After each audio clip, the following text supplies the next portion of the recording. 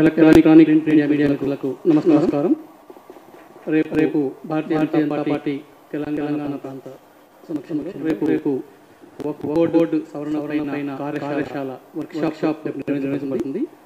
దాని గురించి ఈరోజు ప్రెస్ నిర్వహించబడుతుంది. ఈ ప్రెస్ మీట్లో సవరణ కార్యశాల ఈ కమిటీ మనోహర్ రెడ్డి గారు, కో కన్వీనర్ గౌతమ్ రావు గారు, అట్లాగే ఇంకో co convener Vemula Ashok garu, spoke person moniker గారు, నందనం దివాకర్ గారు, నేను మైనార్టీ మోర్చా అధ్యక్షుని, అట్లాగే వక్ఫ్ సంబంధించిన దాంట్లో కో కన్వీనర్, అట్లాగే ఫిరాజ్ అలీ బాక్రీ గారు సీనియర్ ముస్లిం లీడర్.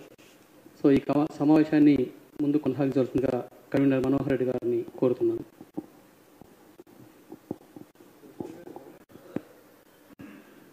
మీడియా మిత్రులకు నమస్కారం.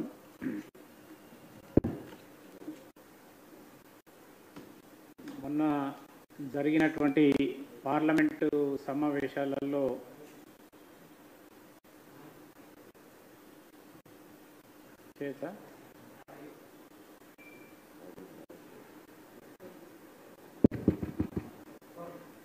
ఇటీవల జరిగిన పార్లమెంటు సమావేశాలలో వక్ఫ్ సంబంధించిన సవరణ చట్టం ఏదైతుందో అది పాస్ అవ్వడం జరిగింది. లోక్సభలో, రాజ్యసభలో, అనంతరము మరి రాష్ట్రపతి గారి ఆమోదంతో గెజెట్ కూడా 5వ తేదీ రోజు విడుదలైంది. ఈ యొక్క వక్ఫ్ చట్టంలో మెరుగైనటువంటి సవరణలు చేయాలా? ఈ యొక్క చట్టంలో అనేక లొసుగులు ఉన్నాయి. దానికి సంబంధించినటువంటి ఉద్దేశాలు, లక్ష్యాలు పూర్తి స్థాయిలో అమలు అవ్వటం లేదు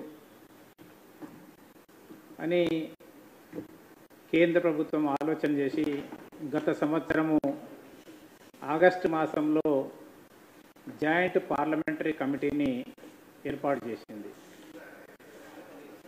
31 మంది సభ్యులతోని, 21 మంది లోక్సభ నుంచి పార్లమెంట్ సభ్యులు, 10 మంది రాజ్యసభ నుంచి, ఆ రకంగా 31 మంది సభ్యులు దేశమంతటా కూడా 25 రాష్ట్రాలలో పర్యటించారు. 10 ప్రధానమైనటువంటి నగరాలలో పర్యటించారు. 38 పెద్ద పెద్ద సమావేశాలు కూడా నిర్వహించారు. అనేక మంది స్టేక్ హోల్డర్స్ను కూడా కలవడం జరిగింది. 92 లక్షల రిప్రజెంటేషన్స్ను కూడా తీసుకొని పరిశీలించడం జరిగింది. ఆ జేపీసీ నివేదిక ఇచ్చిన తర్వాత క్యాబినెట్లో చర్చించి బిల్లు రూపంలో పార్లమెంటు ముందుకు 2వ తేదీ రోజు, 3వ తేదీలో పార్లమెంట్లో చర్చ జరిగింది. ఈ చట్టం గతంలో అనేక సార్లు అమెండ్మెంట్స్ వచ్చినాయి. 1954లో ఈ చట్టం ఏర్పాటు అయినప్పటికీ 95, 2013లో అనేక సార్లు అమెండ్మెంట్స్ చేశారు. అమెండ్మెంట్ చేసే ఏ సందర్భంలో కూడా ఈ స్థాయిలో చర్చ జరగలేదు. పార్లమెంట్లో సుమారు 13 గంటల సేపు చర్చ జరిగింది. రాజ్యసభలో 8 గంటల సేపు చర్చ జరిగింది. రాత్రి 2 గంటలకు బిల్ పాస్ అయింది. అంటే ఒక డెమోక్రటిక్ వేళ అనేక మంది ముస్లిం సంస్థల్ని, ముస్లిం సంఘాలను, వ్యక్తులను కూడా కలిసి వాళ్ళ అభిప్రాయాలు కూడా తీసుకోవడం జరిగింది. ఆ రకంగా 5వ తేదీ రోజు దేశం ముందుకు ఈ యొక్క చట్టం వచ్చింది. దీని విషయంలో మొదటి నుంచి ముస్లింల యొక్క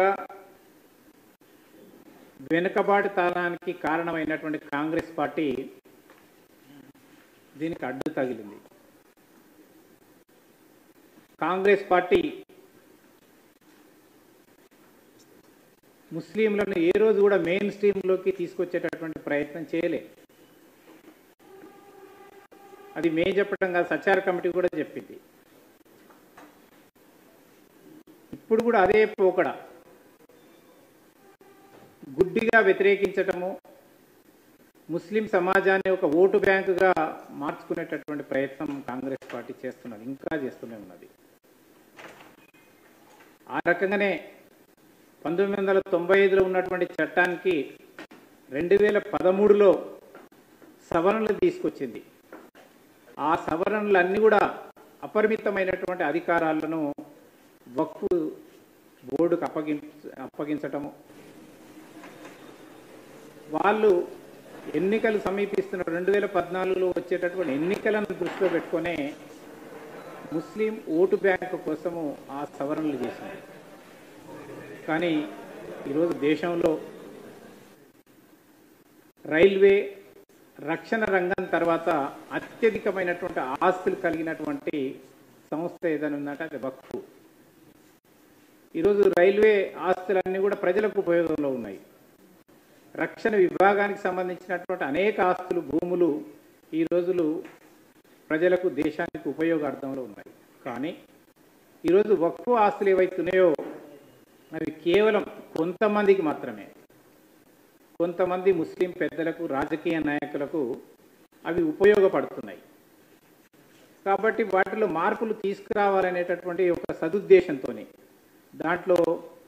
దానిలో పారదర్శకత అవసరము, ఉద్దేశాలు, లక్ష్యాలు నెరవేర్చడానికి ఒక సమర్థవంతంగా పనిచేయాలా, ఒక జవాబుదారీతనంగా ఉండాలని చెప్పే ఉద్దేశంతో వక్ఫ్ చట్టంలో మార్పులు తీసుకొచ్చినాం. కానీ ఈరోజు కాంగ్రెస్ పార్టీ కావచ్చు, మిగతా వాళ్ళు ఈరోజు రెచ్చగొట్టేటటువంటి వాక్యాలు, వాళ్ళని ప్రొవోకేట్ చేసి ఇది ఒక మత కోణంలో చూస్తున్నారు. ఇది ఏ మతానికి వ్యతిరేకమైనటువంటిది కాదు. ఈ ముస్లిం మతానికి వ్యతిరేకం అనేటటువంటి భావన ఈరోజు కాంగ్రెస్ పార్టీ, కొంతమంది పార్టీ నాయకులు తమ యొక్క అవసరాల కోసం, తమ రాజకీయ పబ్బం గడుపుకోవడానికి రెచ్చగొడుతూ ఉన్నారు. వాళ్ళు ఏం చెప్తున్నారు? స్వయం ప్రతిపత్తి అనేది రద్దు చేసిర్రు, ప్రభుత్వ నియంత్రణను కఠినతరం చేశారు, ముస్లిం వక్ఫ్ బోర్డులో ముస్లిమేతరులను చేర్చడం ద్వారా పవిత్ర స్థలాలను ఆక్రమించుకుంటారు, మతపరమైన వ్యవహారాల్లో జోక్యం చేసుకుంటారు, మసీదులను, మదర్సాలను, ఖబరస్థాన్లను మరి ఆక్రమించుకునేటందుకు బీజేపీ ప్రయత్నం చేస్తుంది. వక్ఫ్ చట్టానికే కాదు, ముస్లింల ఆస్తులను కూడా బీజేపీ గుంజుకుంటుంది, తమ యొక్క రాజకీయ ప్రయోజనాలకు ఉపయోగించుకుంటున్నటువంటి ఈ రకమైనటువంటి ఒక నెగటివ్ నెరేటివ్, ఒక వ్యతిరేకమైనటువంటి ప్రచారానికి ఒడిగడుతున్నది కాంగ్రెస్ నేతృత్వంలో. అదే రకంగా మరి ఎంఐఎం పార్టీకి సంబంధించినటువంటి వాళ్ళు కూడా ఈ రకంగా చేస్తారు. ఈ దేశవ్యాప్తంగా మనం చూస్తున్న రోజు పశ్చిమ బెంగాల్లో ఏ రకంగా అల్లరి చేస్తూ ఉన్నారో, ఏ రకంగా గొడవలు సృష్టిస్తున్నారు. ఈరోజు మనం ఒకటే, ఈ చట్టంలో ఒక న్యాయమైనటువంటి, సమ్మిళితమైనటువంటి వక్ఫ్ పాలనను నిర్ధారించాలని, ఇందులో కూడా పేదవాళ్ళు ఉన్నారు, ప్రాతినిధ్యం ఇవ్వాలని, దీని ద్వారా పేద ముస్లింలకు ఉపయోగం నిర్వహణకు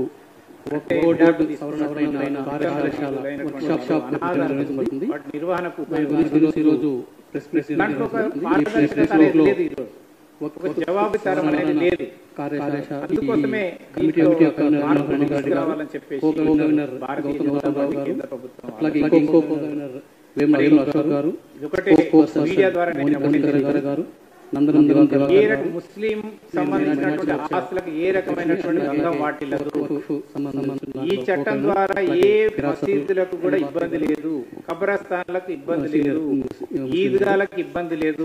సమావేశాన్ని ఇది ఒక అపోహ సృష్టిస్తున్నారు. మనోహర్ రెడ్డి గారిని ఈ అపోహలు అనేది మీరు అర్థం చేసుకోవాలి, ఎందుకోసం చేస్తున్నారు అనేది. ఈరోజు 8 లక్షల ఎకరాల భూమి, 8 లక్షల ఎకరాల భూమి ఈరోజు వక్ఫ్కున్నది. అంటే 2018 లెక్కల ప్రకారంగా అంటే 10 లక్షల కోట్ల ఆస్తి ఉంది. 10 లక్షల కోట్ల ఆస్తి ఈరోజు వక్ఫ్ దగ్గర ఉన్నది. సచార్ కమిటీ 2006లో రిపోర్ట్ ఇచ్చింది. ఇప్పటికీ కూడా 31% ముస్లింలు దారిద్ర్య రేఖ దిగువన ఉన్నారు. లక్షల కోట్ల విలువైనటువంటి వక్ఫ్ ఆస్తులు వారి అభ్యున్నతికి ఉపయోగించటం లేదు, వినియోగించట్లేదు అనేది ఇది సచార్ కమిటీ చెప్పింది. 80% వక్ఫ్ ఆస్తులు అన్యాక్రాంతమైనవి, అవినీతికి పాల్పడ్డరు, అక్రమాలకు పాల్పడ్డరు. తర్వాత 70% వక్ఫ్ ఆస్తులు చట్టవిరుద్ధంగా ఆక్రమణకు గురయ్యాయి. మరి ఈరోజు మనం కనుక చూస్తే ప్రజా సంక్షేమం కోసం ఉద్దేశించిన ఈ యొక్క భారతదేశంలో అతిపెద్ద కుంభకోణం జరిగేటటువంటిది ఏంటంటే వక్ఫ్. ఈ వక్ఫ్ భూములలో మనం చూస్తున్నాం ఏమేమి నిర్మించారు. పెద్ద పెద్ద భవనాలు నిర్మించారు, మాల్స్ నిర్మించారు, ఫంక్షన్ హాల్స్ నిర్మించారు, కమర్షియల్ కాంప్లెక్సెస్ ఉన్నాయి, ఇవన్నీ నిర్మించారు. కానీ వీటి ద్వారా వచ్చేటటువంటి ఆదాయం అది రెంట్స్ రూపంలో కావచ్చు, అమ్మితే వచ్చినటువంటి ఆదాయం విషయంలో కావచ్చు, ఎక్కడైనా పేద ముస్లింలకు ఉపయోగపడుతున్నాయి ఒకసారి ఆలోచన చేయాలి. ఇప్పటికి కూడా పేద ముస్లింలకు దీనివల్ల ఒనగూరే ప్రయోజనం ఏమీ లేదు. కొంతమంది మత పెద్దలు, రాజకీయ నాయకులు కుమ్మకై ఆస్తులను కొల్లగొట్టి సామాన్యమైనటువంటి ముస్లింలకు కనీస అవసరాలు కూడా ఈరోజు చేయకుండా చేస్తున్నారు. ఈరోజు కర్ణాటక తీసుకుంటే 22,000 ఎకరాల వక్ఫ్ భూమి 2 లక్షల కోట్లకు అమ్మిండ్రు, 2 లక్షల కోట్లకు అమ్మారు. ఈ రకంగా పూర్తి ఆధారాలతోనే మేము ప్రజల ముందుకు వచ్చినాం. కాబట్టి అందుకోసమే ఈరోజు మనం కనుక గమనిస్తే అసలు ఇందులో ఏమున్నది, ఈ చట్టం పేరు మనము కొత్తగా మార్చాం. United Waqf management empowerment efficiency and development act 1995 Umeed, UWMEED. దీన్ని ఆ రకంగా మనం మార్చాం. అసలు వీళ్ళు చెప్పేదంతా అసలు ఏం మార్చినాం చట్టంలో ఉన్నటువంటిది ఏం మార్చినాం. ఈరోజు దీన్ని మెరుగుపరచడం కోసమే తీసుకొచ్చినాం ఈ సవరణలు. అంటే 1995లో కట్టబెట్టినటువంటి అసాధారణమైనటువంటి ఏకపక్షమైనటువంటి అధికారాలను రేషనలైజ్ చేస్తున్నాం, మనం హేతుబద్ధీకరిస్తున్నాం, ఒక స్ట్రీమ్ లైన్ చేస్తున్నాం దాన్ని. ఇప్పుడు ఆస్తి ఉంది, అది వక్ఫ్ ఆస్తి కాదా అనేటటువంటి ఆలోచన చేస్తున్నాం. కానీ కాంగ్రెస్ ప్రభుత్వం హయాంలో ఏం చేసింది, అది ఏకపక్షంగా వాళ్ళకి అధికారాలను కట్టబెట్టి అపరిమితమైనటువంటి అధికారాలను వక్ఫ్ బోర్డుకి ఇచ్చింది. ఈరోజు దేశవ్యాప్తంగా వక్ఫ్ ఆస్తులు ఎక్కడెక్కడ ఉన్నాయి వాటిని క్రమబద్ధీకరించి డిజిటలైజ్ చేయడము, దానికి ఒక స్ట్రీమ్ లైన్ చేసి పబ్లిక్ డొమైన్లో పెట్టాలనేటటువంటి ఆలోచన ఈ అమెండ్మెంట్ ద్వారా చేస్తున్నాం. అదే రకంగా వక్ఫ్ బోర్డులో కూడా చేంజెస్. ఇప్పుడు ఒక ఉదాహరణకు ఒకటి ఉంది, ఒక ముఖ్యమైన మార్పు, సెక్షన్ 42ని పూర్తిగా మనం తొలగించినాం. అంటే ఏంది ఈ సెక్షన్ అనేది ఏంది, ఒక ఆస్తి ఏదైతుందో వక్ఫ్ ఆస్తి క్లెయిమ్, అంటే ఒక ఆస్తిని క్లెయిమ్ చేయాలంటే వక్ఫ్ బోర్డుకి అధికారం ఉన్నది. ఇది కాదు అని ఎవరైనా చెప్పుకుంటే అది ఎవరిదైనా ప్రైవేటుదైనా లేకపోతే ఇంకెవరిదైనా సంస్థదైనా మాది ఆక్యుపై చేసిరని చెప్పుకోవడానికి వీలు లేకుంటుండే. దాన్ని కట్టడి చేసినాం. ఆ యొక్క 40 అనేటటువంటి సెక్షన్ని మనం తీసేసినాం. ఇది చాలా క్రూరమైనటువంటిది, ఏకపక్షమైనటువంటి 40 సెక్షన్ని. అయితే హిందువుల ఆస్తి కానీ ఏ ఆస్తి కానీ ఇది నిరూపించే బాధ్యతను గతంలో యజమాని పైన ఉండేది. ఇది నీదా కాదా నిరూపించుకోమనేది. మనం ఈరోజు ఏం చేసినామంటే వక్ఫ్ నమోదు చేస్తూ ఏదైతే భూమి నీది వక్ఫ్ భూమి అని మీరు అనుకుంటున్నారో, మీదా కాదా అది అనుకున్నప్పుడు మీరు న్యూస్ పేపర్లో అడ్వర్టైజ్మెంట్ ఇవ్వండి. 90 రోజుల ముందు నోటిఫికేషన్ ఇవ్వాలి. ఇచ్చి మీరు రెవెన్యూ రికార్డ్స్లో మార్పు చేయాలి. రెవెన్యూ రికార్డులు మార్పు చేయడానికన్నా ముందే పబ్లిక్ నోటీస్ ఇవ్వాలి. ఇది వక్ఫ్ ప్రాపర్టీ, మీకు ఏమైనా అభ్యంతరాలు ఉన్నాయని చెప్పేసి వాళ్ళు ఇవ్వాలి. ఆ రకంగా ఆ 40 సెక్షన్ తొలగించి మీరు నోటీస్ ఇచ్చి న్యూస్ పేపర్లో అడ్వర్టైజ్మెంట్ ఇచ్చేసి దాని తర్వాతనే రెవెన్యూ రికార్డ్స్లో కరెక్షన్స్ చేయాలి. మీరు మీ భూమిగా మీరు నమోదు చేసుకోవాలనేటటువంటిది ఒక ప్రధానమైనటువంటి క్లాజ్ను ఇందులో పెట్టడం జరిగింది. రెండవది, ప్రభుత్వ భూమిని గతంలో చేసుకున్నారు. వక్ఫ్ ఏర్పాటు సమయంలో కావచ్చు, అనంతరం కావచ్చు, ప్రభుత్వ భూమిని ఇష్టానుసారంగా తీసేసుకున్నారు. కాబట్టి ఆ ప్రభుత్వ భూమిని ఎప్పుడు తీసుకున్నా కూడా దానిపైన విచారణ చేసేటటువంటిది, అంటే ఇక ముందు కూడా ప్రభుత్వ భూమిని స్వాధీనం చేసుకోకుండా నిరోధించడానికి ఆల్రెడీ తీసుకున్నటువంటిది ఏదన్నా ఉన్నట్టయితే కలెక్టర్ అండ్ అబోవ్ ర్యాంక్ సంబంధించినటువంటి ఒక ఆఫీసర్ని అపాయింట్ చేసి దానిపైన విచారణ చేసేటటువంటి అధికారాన్ని కూడా ఇందులో పొందుపరిచాము. మూడోది, వక్ఫ్ బోర్డులో ఇందులో మహిళలకు ప్రాధాన్యము, అదేవిధంగా ముస్లిమేతరులకు కూడా ప్రాధాన్యం కల్పించేటటువంటి అంశాన్ని ఇందులో చేర్చడం జరిగింది. అంటే ఏంది, ensuring inclusivity in decision making process, అంటే సమ్మిళితమైనటువంటి ఒక విధానాన్ని, ఒక నిర్ణయాన్ని చేసే ముందు అందరినీ భాగస్వామ్యం చేసేటటువంటి ఈ రకమైనటువంటి సవరణ కూడా ఇందులోనే తీసుకొచ్చినాం. ఇందులో కూడా ఏంటంటే పేద ముస్లిం కొన్ని అందులో కూడా సియా సున్నీ కాకుండా బోహ్రా ఆగా కానీ అలాంటి వాళ్ళకు కూడా ఇందులో ప్రాతినిధ్యం ఇవ్వటం, అలాంటి వారి కోసం కూడా ప్రత్యేకమైనటువంటి వక్ఫ్ బోర్డులు కూడా ఏర్పాటు చేయాలి. ఇప్పుడు ఏంటంటే సియాకు సపరేటు, సున్నీకి సపరేటు, బోరాకు వేరే, ఆగా ఖాన్లకు కూడా అవసరం అనుకుంటే వాటికి కూడా చేయాలనేది. తర్వాత ఎంపీలకు ప్రాతినిధ్యము, న్యాయమూర్తులకు, ఎక్స్పర్ట్స్కు, అదే రకంగా ఈ గవర్నమెంట్ సంబంధించినటువంటి జాయింట్ సెక్రటరీ అలాంటి వారు కూడా ఇందులో భాగస్వామ్యం ఉండే విధంగా చేయడం జరిగింది. దీని ద్వారా వచ్చేటటువంటి ఆదాయం ఏదైతుందో, ఇంతవరకు ఏంటంటే ఈ యొక్క ఆదాయాన్ని వితంతులకు, విడాకులకు తీసుకున్నటువంటి మహిళలకు, అనాథల యొక్క నిర్వహణకు దీన్ని ఉపయోగించాలని, మహిళా వారసులకు స్పష్టమైనటువంటి రక్షణ కల్పించేటటువంటి ఈ యొక్క చట్టంలో కూడా మార్పు తీసుకురావడం జరిగింది. అదే రకంగా గిరిజనకు సంబంధించినటువంటి భూములు ఉన్నాయి. రాజ్యాంగం ప్రకారం షెడ్యూల్ 5, 6 ప్రకారంగా గిరిజన ప్రాంతాలలో భూములు కొనుగోలు అమ్మకానికి వీలు లేకుండా చట్టంలో ఉన్నది. మన దగ్గర కూడా 1/70 అని ఉన్నది. కాబట్టి షెడ్యూల్ 5, 6 ప్రకారంగా గిరిజనుల భూమి ఎక్కడైతున్నదో ఆ భూములు వక్ఫ్ భూమిగా తీసుకోవడానికి వీలేదు. గతంలో ఏవైనా తీసుకున్నట్టున్నట్టయితే అవి దాని నుంచి తొలగించాలనేటటువంటిది ఇదొక మార్పు చట్టంలో తీసుకొచ్చినాం. తర్వాత జాతికి సంబంధించినటువంటి స్మారక చిహ్నం కలిగినటువంటి భూములు కూడా తీసేసుకున్నది ఈరోజు.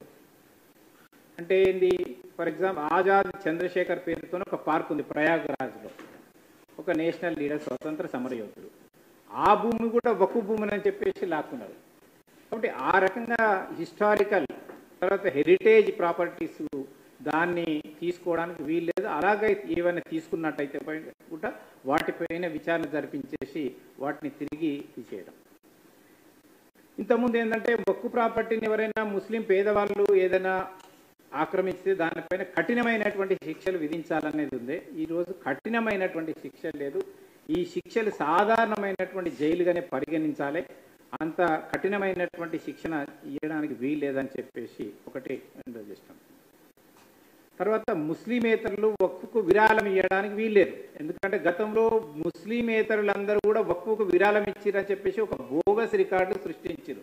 ఒక అనుమానం ఏముందంటే ఈరోజు ప్రభుత్వానికి, ఇవి నిజంగా ఇచ్చినటువంటి భూములా, లేనట్టయితే భయపెట్టి తీసుకున్నారా అనేటటువంటి ఒక అనుమానము. దీని విషయంలో రేపు రాబోయే రోజుల్లో ఎవరు కూడా ముస్లిమేతరుల యొక్క విరాళాలు వక్ఫ్కు పనికిరావు అనేటటువంటి చట్టాన్ని కూడా మనం దీని ద్వారా తీసుకొచ్చినాం. ముతావలిస్ అనే ఒకటి ఉన్నది. అంటే ఏంది, వక్ఫ్ ప్రాపర్టీకి కేర్ టేకర్ ఉండేటటువంటి వాళ్ళు ముతావలిస్ అంటారు. ముతావలిస్ ఎవరైతే నియమింపబడతారో వాళ్ళు వక్ఫ్ బోర్డులో మెంబరు. వక్ఫ్ అనేది నేషనల్ లెవెల్లో వక్ఫ్ కౌన్సిల్ అంటారు, స్టేట్లో వక్ఫ్ బోర్డు అంటారు. ఈ రెండింటిలో కూడా మనం సవరణలు తీసుకొచ్చినాం. ఇప్పుడు వక్ఫ్కు సంబంధించినటువంటి ముతావలిస్ ఎవరైతున్నారో, కేర్ టేకర్ అంటే అక్కడ ఉంటారు, ఆ కేర్ టేకర్ ఎవరైతున్నారో ముతావలిసు వాళ్ళు ఏంటంటే అక్కడ రికార్డు మెయింటైన్ చేయాలి. ఆ ప్రాపర్టీకి సంబంధించినటువంటి రికార్డ్స్, అకౌంట్స్ మెయింటైన్ చేయాలి. ఒకవేళ ఒక ఏడాది పాటు ఏదైనా అకౌంట్ మెయింటైన్ చేయకపోతే అతన్ని తొలగించేటటువంటి చట్టం కూడా ఇందులో తీసుకొచ్చినాం. ఒక ముతావలి ఉంటాడు, ఏది మెయింటైన్ చేయడు, రికార్డ్ మెయింటైన్ చేయడు, ఆ ప్రాపర్టీని టేక్ కేర్ చేయడు, అకౌంట్స్ మెయింటైన్ చేయడు. అలాంటి సందర్భంలో ఎక్కడైనా ఇర్రెగ్యులారిటీస్ పాల్పడితే అతను అందులోకి వెళ్ళి తొలగించడం. రెండవది, గతంలో వక్ఫ్ ప్రాపర్టీ సంబంధించింది ఏదైనా ఎంక్రోచ్మెంట్ చేసినా లేకపోతే అతనిపైన అలాంటివి ఏవైనా ఎలిగేషన్స్ ఉన్నట్టయితే అలాంటి వ్యక్తులు ముతావలీస్గా నియమించడానికి వీల్లేదు. ఇది ఒకటి చేయడం జరిగింది. తర్వాత పారదర్శకత ప్రామాణీకరణ అంటే దేశవ్యాప్తంగా ఈ యొక్క వివరాలను ఏకీకృతం చేయడానికి కేంద్రీకృత పోర్టల్లో డేటాబేస్ని పెట్టి పారదర్శకత మరియు పర్యవేక్షణ మెరుగుపరుస్తుంది. దీని కూడా రిజిస్ట్రేషన్ డీడ్స్ తర్వాత ఒకటే ప్రాసెస్, దీనికో ప్రాసెస్ దానికోటి కాదు. కాబట్టి ఈ రకంగా కూడా ఇదొక మార్పు తీసుకురావడం. ఇందులో మీరు చెప్పండి, ఇందులో ఎక్కడైనా ఇప్పుడు నేను చెప్పినటువంటి సవరణలలో ఎక్కడైనా ఈరోజు ఈ గెజిట్లో మసీదు భూమిని తీసుకోవాలని కానీ కబ్రస్థాన్ భూమిని తీసుకోవాలని కానీ లేదా ముస్లింల ఆస్తులు గుంజుకోవాలని కానీ ఎక్కడైనా ఉన్నదా? ఎక్కడ కూడా ఈ చట్టంలో లేదు, ఈ యొక్క అమెండ్మెంట్స్లో ఎక్కడ కూడా లేదు. ఇవన్నీ కూడా అపోహలు సృష్టించి రెచ్చగొట్టి తమ రాజకీయ పబ్బం గడుపుకోవడానికి కొంతమంది పన్నుతున్నటువంటి నాటకము. ఈ ఉచ్చులో పడొద్దని చెప్పేసి నేను అందరిని కూడా కోరుతున్నాను. అందుకోసమే మేము ఈ సమాజంలో ఉన్నటువంటి అందరినీ కూడా ఇవన్నీ కూడా ఎక్స్ప్లెయిన్ చేస్తాం. అదేవిధంగా ఈరోజు మనం ఒకటి సెంట్రల్ కౌన్సిల్ వక్ఫ్ కూర్పు ఏంటిది? సెంట్రల్ వక్ఫ్ కౌన్సిల్ రాజ్యాంగంలో ప్రవేశపెట్టిన మార్పులు రెండు వేర్వేరు కేటగిరీల సృష్టించడానికి కారణం. ఒకటి, ముస్లింల కోసం 10 మంది సభ్యులు. ముస్లింల నుండి కేంద్ర ప్రభుత్వం ఈ కింది సభ్యులను నియమిస్తుంది. ముస్లిం వర్గంలో 10 మంది సభ్యులు. ఒకటేంది, అఖిల భారత స్వభావము జాతీయ ప్రాముఖ్యత కలిగిన ముస్లిం సంస్థలకు ప్రాతినిధ్యం వహించడానికి 3 వ్యక్తులు. నెంబర్ 2, రొటేషన్ పద్ధతిలో 3 బోర్డుల చైర్మన్లు. 3, స్థూల వార్షిక ఆదాయం 5 లక్షలు అంతకంటే ఎక్కువ ఉన్న వక్ఫ్ ముతావల్లీలకు ప్రాతినిధ్యం వహించే వ్యక్తి. ముస్లిం చట్టంలో ప్రముఖ స్కాలర్లుగా ఉన్నటువంటి 3 వ్యక్తులు. పైన పేర్కొన్న సభ్యులు 2 ముస్లిం మహిళలు ఉంటారు. మహిళలకు ఇందులో స్థానం కల్పించినాం. ఇది రెండో కమిటీ. రెండోది మరొక కేటగిరీ 12 మంది సభ్యులు. ఈ కేటగిరీలో 2 సభ్యులు ముస్లిమేతరులు ఉంటారు. మిగిలిన వారంతా ముస్లింలే. ఒకటి, కేంద్ర మంత్రి Waqf chairman ex officio in charge. 3 parliament సభ్యులు, 2 లోక్సభ నుంచి, 1 రాజ్యసభ నుంచి. సుప్రీంకోర్టు లేదా హైకోర్టు న్యాయమూర్తులుగా పనిచేసిన 2 వ్యక్తులు. జాతీయ స్థాయిలో ప్రఖ్యాతిగాంచిన ఒక న్యాయవాది. అడ్మినిస్ట్రేషన్ లేదా మేనేజ్మెంట్, ఫైనాన్షియల్ మేనేజ్మెంట్, ఇంజనీరింగ్ లేదా ఆర్కిటెక్చర్, మెడిసిన్ రంగాలకు చెందిన 4 వ్యక్తులు. కేంద్ర మంత్రిత్వ శాఖలో వక్ఫ్ వ్యవహారాలు నిర్వహించే భారత ప్రభుత్వ అదనపు కార్యదర్శి లేదా సంయుక్త కార్యదర్శి. ఈ రకంగా 10 మందితోనూ 15 మందితోనూ ఈ రకంగా సెంట్రల్ కౌన్సిల్. అదే పద్ధతిలో వక్ఫ్ బోర్డులో, కౌన్సిల్ అంటే జాతీయ స్థాయిలో, బోర్డు అనేది స్టేట్ లెవెల్ ఉంటుంది.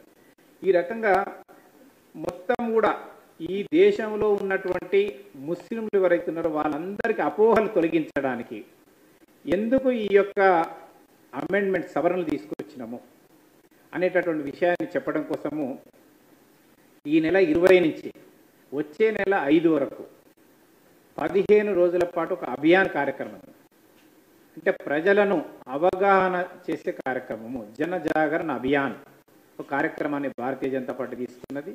అందుకోసమే రేపు ఒక వర్క్షాప్ను కూడా ఆర్గనైజ్ చేస్తున్నాం, రాష్ట్ర స్థాయి వర్క్షాపు.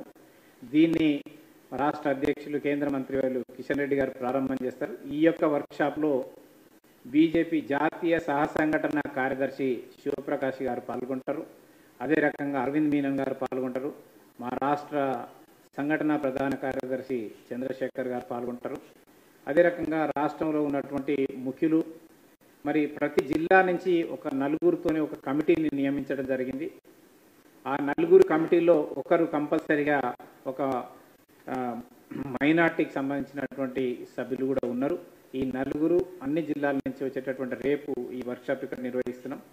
ఉదాహరణకు మీకు కొన్ని అంటే ప్రాపర్టీస్, తెలంగాణలో నా దగ్గర ఒక 7 ప్రాపర్టీస్ ఉన్నాయి. నేను చదువుతా చూడండి, అంటే మొత్తం సంక్షిప్తంగా. ఇప్పుడు ఈ ఢిల్లీలో ఎక్కడెక్కడ మీకు వివరంగా ఇప్పుడు ఇచ్చేయండి. మీకు ఎక్కడెక్కడ ప్రాపర్టీస్ ఎంక్రోచ్ అయినాయి మెయిన్గా తెలంగాణలో. ఉదాహరణకు కవాడిగూడలో ఉన్నటువంటి హోటల్ మ్యారియట్ 5 స్టార్ హోటల్, ఇది వక్ఫ్ దాంట్లో ఉన్నది. మీకు కావాలంటే నేను మీకు పంపిస్తాను షేర్ లింకు. రెండోది 140 ఎకరాల అప్పీస్పేట రంగారెడ్డి జిల్లాలో దీన్ని తీసుకునేటటువంటి ప్రయత్నం చేస్తే దీని ఈ హైకోర్టు దాన్ని స్ట్రక్ చేయడం జరిగింది. బోడుప్పల్లో కొంత ల్యాండ్, తర్వాత 750 ఎకరాలు ఇది మల్కాజ్గిరిలో, 4 ఎకరాల 5 గుంటలు గవర్నమెంట్ ల్యాండ్. ఇవి కూడా మీకు ఇచ్చేస్తాను. టోలీ చౌకీలో 38 ఎకరాలు, డి నాగరం కొయ్యలగూడెంలో దాదాపు 250 ఎకరాలు, శాస్త్రిపురంలో 38 ఎకరాలు. ఇవన్నీ కూడా మీకు వివరాలన్నీ కూడా మేము ఇస్తాం. రేపు వర్క్షాప్ అయిన తర్వాత పూర్తిగా అంటే 15 రోజుల పాటు మేము ఏమేం కార్యక్రమాలు చేస్తున్నాం, రాష్ట్ర స్థాయిలో ఏం చేస్తాము, జిల్లాలో ఏం చేస్తాము, మండలంలో ఏం చేస్తాము, తర్వాత ఎక్కడెక్కడ వక్కు భూములు ఉన్నాయి. ముఖ్యంగా దీంట్లో ఏంటంటే చాలామందికి ఒక అపోహ, అందరు కూడా ఎంఐఎం ప్రోత్సాహంతో, తర్వాత కొంతమంది తమ స్వలాభం కోసం స్వార్థం కోసం రెచ్చగొట్టి ర్యాలీలు నిర్వహించడము, ధర్నాలు చేయడము, ఇవన్నీ చేస్తున్నారు. నేను ఒక సగటు ముస్లిం పౌరుని ఒకటే అడుగుతున్నా, ఈ యొక్క వక్ఫ్ వల్ల ఏమైనా మీకు మేలు జరిగిందా? దీనివల్ల మేము తీసుకొచ్చే దానివల్ల ఏమైనా నష్టం జరుగుతుందా మీకు? ఒకసారి మీరు అర్థం చేసుకోండి. మీరు నాయకులు చెప్పేటటువంటి మాటలు కాదు. ఈ యొక్క అపోహలు చాలా నేను రెచ్చగొట్టేటటువంటి వీడియోస్ కూడా చూసిన. రేపు చట్టం వచ్చిందంటే మన ఆస్తులు గుంజుకపోతారు, మనకు నమాజ్ చేయడానికి మనకు మస్జిద్ ఉండదు, లేకపోతే మనకు ఈద్గాలు ఉండవు, కబ్రస్థాన్ మన చనిపోయిన తర్వాత బొంద పెడదామంటే కబ్రస్థాన్లు ఉండవు. ఇవన్నీ కూడా ఈ రకమైనటువంటి లేనిపోని అపోహలు సృష్టిస్తున్నారు. కాబట్టి వాటన్నిటికీ ఏ రకమైనటువంటి ఆటంకం కలగదు. కేవలం వక్ఫ్ తీసుకున్నటువంటి భూములపైన మాత్రమే విచారణ జరుగుతుంది. వక్ఫ్ గతంలో ముస్లిం వ్యక్తులు ఎవరైనా వక్ఫ్కు డొనేట్ చేసినటువంటి భూముల విషయంలో ఏ రకమైనటువంటి ఉండదు. ఎక్కడైనా ప్రభుత్వ భూమి కానీ ప్రైవేటు భూమి కానీ ఎంక్రోచ్మెంట్ చేసినట్టయితే వాటి విషయంలోనే విచారణ ప్రభుత్వం వైపుకి వెళ్ళి విచారణ జరుగుతుంది. కాబట్టి ఈ విషయాన్ని అర్థం చేసుకోవాలి. దయచేసి ముస్లిం సోదరులందరూ కూడా మీ యొక్క కొంతమంది చెప్పేటటువంటి నాయకులు దీనికి మీరు అందులో ఆ చిక్కుల్లో ఇరుక్కోవద్దని చెప్పేసి నేను కోరుతా ఉన్నాను. మరి పూర్తి సమాచారాన్ని కార్యక్రమాలు ఏం చేయాలనేది మీకు రేపు ఇవ్వడం జరుగుతుంది. కాబట్టి నేను మీడియా మిత్రులను కూడా ఒకటే కోరుతున్నా, వాస్తవాలను ఈ సమాజానికి తెలియజేయాలా. ఈరోజు అవాస్తవాలను లేతే వాస్తవాలను వక్రీకరించి సమాజంలో మరి అల్లర్లు సృష్టించేటటువంటి కొంతమంది వ్యక్తులకు పట్ల మరి అందరూ ప్రజలు అప్రమత్తంగా ఉండాలని, వాస్తవాన్ని తెలుసుకోవాలనేది మేము కూడా ఏంది చట్టం యొక్క దీని ద్వారా జరిగేటటువంటి మేలు ఏందనేది మేము ప్రజల ముందుకు వస్తాం. తర్వాత మీరు మీడియాలో కూడా మా వాళ్ళు మీకున్నటువంటి అపోహలు తొలగించడానికి సదా ఎల్లప్పుడూ మేము అందుబాటులో ఉంటాం. కాబట్టి నరేంద్ర మోడీ గారి ప్రభుత్వము ఈరోజు పేదవాళ్లకు అనేక రకాలుగా ఆదుకుంటున్నది. నరేంద్ర మోడీ గారు ప్రవేశపెట్టినటువంటి సంక్షేమ పథకాలలో ఈరోజు ఉజ్వల యోజన కావచ్చు, ముద్రా యోజన కావచ్చు, గరీబ్ కళ్యాణ్ అన్న యోజన కావచ్చు, ప్రధానమంత్రి ఆవాస్ యోజన కావచ్చు, ఈ అన్ని సంక్షేమ పథకాలు 40% నిధులు ఈరోజు ఎవరికి ఉపయోగపడుతున్నాయంటే ముస్లింలో ఉన్నటువంటి పేదవాళ్ళే వినియోగించుకుంటున్నారు. అదే నరేంద్ర మోడీ గారి మంత్రం, సబ్కా సాత్ సబ్కా వికాస్ సబ్కా విశ్వాస్ సబ్కా ప్రయాస్. కాబట్టి ఈరోజు అందరి కోసం ఈ ప్రభుత్వం ఉన్నది. అందరి ఎంట తీసుకొని అందరి అభివృద్ధి కోసం కృషి చేసేటటువంటి ప్రభుత్వమే నరేంద్ర మోడీ గారి ప్రభుత్వం. కాబట్టి అన్యాక్రాంతం అవుతున్నటువంటి భూముల విషయంలోనే ఈ యొక్క వక్ఫ్ చట్టాన్ని మార్పు చేయడం జరిగింది. దయచేసి దీన్ని అర్థం చేసుకొని మరి దీన్ని పూర్తి స్థాయిలో మద్దతు తెలియజేస్తారని మీడియా ద్వారా ఈ తెలంగాణ పౌరులను కోరుతా ఉన్నాం.